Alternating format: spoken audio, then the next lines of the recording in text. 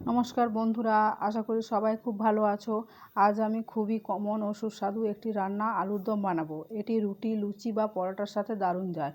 আর তোমাদের ভিডিওটি দেখার জন্য অসংখ্য ধন্যবাদ। তো চলো রেসিপিটি দেখে নেওয়া যাক। আলুর দম বানানোর জন্য আগের থেকে সেদ্ধ করে খোসা ছাড়িয়ে রাখা আলু, মটরশুঁটি, আদা বাটা, রসুন বাটা, পেঁয়াজ কুচি, টমেটো কুচি, নুন, হলুদ, পরিমাণ মতো তেল, ধনে গুঁড়ো, জিরে গুঁড়ো, লঙ্কার গুঁড়ো লাগবে। এরপর প্রথমে কড়াইয়ে গরম তেলে সেদ্ধ করে রাখা আলুগুলো নুন আর হলুদ দিয়ে ভেজে নিতে হবে।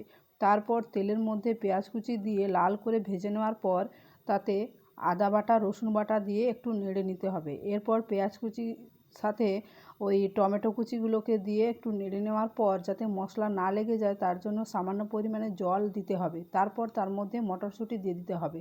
মটরশুঁটি দেওয়ার পর সেগুলোকে নেড়ে নিয়ে তার মধ্যে নুন, হলুদ, লঙ্কার গুঁড়ো, জিরে গুঁড়ো, ধনে গুঁড়ো দিয়ে ভালো করে মশলাটা কষিয়ে নিতে হবে।